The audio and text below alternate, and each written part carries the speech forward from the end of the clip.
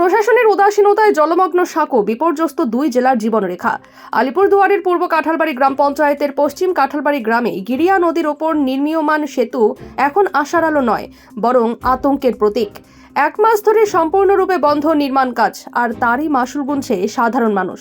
প্রশাসনের চরম গাফিলতি ও অদূরদর্শিতায় আজ এই গুরুত্বপূর্ণ সংযোগ পথ পরিণত হয়েছে এক ভয়াবহ মৃত্যু ফাঁদে।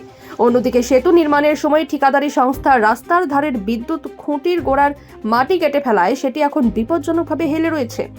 সম্ভাব্য দুর্ঘটনা এড়াতে স্থানীয় গ্রামবাসীরা দড়ি দিয়ে খুঁটিকে কোনো মতে বেঁধে রেখেছেন। বিষয়টি বিদ্যুৎ দপ্তরে জানানো হলেও এখনো পর্যন্ত কোনো পদক্ষেপ নেওয়া হয়নি। ডাইভারশনের কোনো ব্যবস্থা না থাকায় গ্রামবাসীদের একমাত্র ভরসা সেই অস্থায়ী বাঁশের সাঁকো। কিন্তু কয়েকদিনের টানা বৃষ্টিতে সেই সাঁকোর উপর দিয়েই বইছে নদীর জল। প্রাণ হাতে করে যাতায়াত করতে বাধ্য হচ্ছেন মানুষ। প্রতিদিনই ঘটছে দুর্ঘটনা। বাইক ও সাইকেল আরোহীরা পড়ছেন বিপদের মুখে। কাজ দিচ্ছেন, হ্যাঁ, এই যে জল হয়েছে, রাস্তাঘাট ভাঙিয়ে জল যাচ্ছে, খেত খুদ নষ্ট হয়ে যাচ্ছে, আর কত টোটো পাল্টি খাওয়াচ্ছে, সাইকেল নিয়ে যাওয়া যায় না, মানুষ হাঁটিয়ে যাওয়ার পায় না। হ্যাঁ, এগুলো কি কাজ করছে? কতদিন ধরে কাজ বন্ধ? কতদিন ধরে? বহুদিন থেকে বন্ধ, খালি জল ছাকে আর চলে যায়। প্রশ্ন উঠছে, কোনো বড়সড় দুর্ঘটনা ঘটলেই কি তবেই নড়বে প্রশাসন? উল্লেখ্য, এই সেতু শুধুমাত্র একটি গ্রাম নয়, দুই জেলার মধ্যে অন্যতম গুরুত্বপূর্ণ যোগাযোগ মাধ্যম। বছরের পর বছর ভগ্নপ্রায় সেতুর যন্ত্রণায় অতিষ্ঠ হয়ে গ্রামবাসীরা আন্দোলনের পথে নামেন। সংবাদ মাধ্যমে একাধিকবার উঠে আসে সেই দুর্দশার চিত্র। অবশেষে দীর্ঘ 34 বছরের প্রতীক্ষার অবসান ঘটিয়ে গত ডিসেম্বর মাসে শুরু হয় সেতুর নির্মাণ কাজ। আশার আলো দেখেছিল মানুষ, কিন্তু সেই আশাই আজ ভেঙে চুরমার।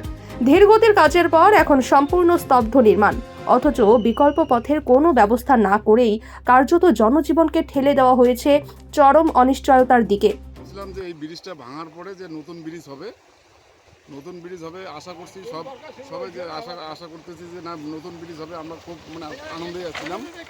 প্রশাসনের এই চরম উদাসীনতা ও দায়িত্বহীনতার জেরে আজ সাধারণ মানুষের নিত্যদিনের জীবন হয়ে উঠেছে দুর্বিষহ।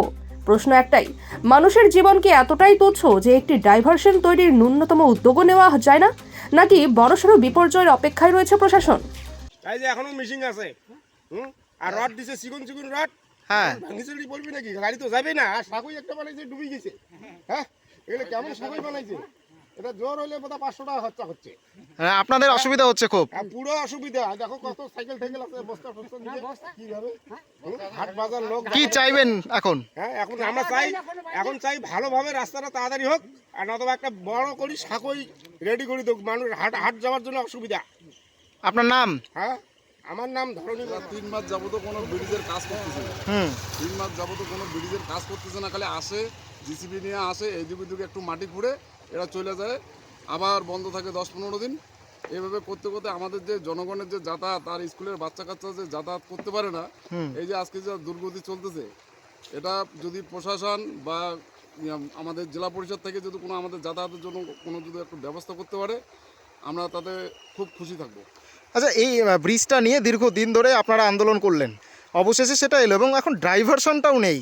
ডাইভারশনটাই নিয়েই তো সমস্যাটা। আমরা ঠিকাদারকে বলছিলাম যে দাদা আপনি একটু ডাইভারশনটার বুদ্ধি করেন, যে ভালো করে দেন, আমরা যাতায়াত যাতে ভালো করে যাতায়াত করতে পারি।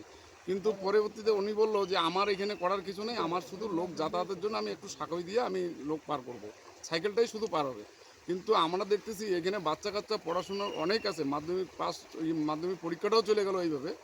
যাই হোক, এই বাচ্চা কাচ্চা স্কুলে যায়, কত অসুবিধা হচ্ছে, বাচ্চাগুলো পড়ে যাচ্ছে এখানে। এখন ডাইভারশনের দাবি করছেন?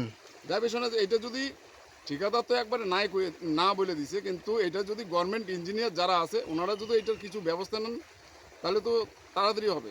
আপনার নাম? আমার নাম Pradip Barman. Bureau report, AKTV Bangla.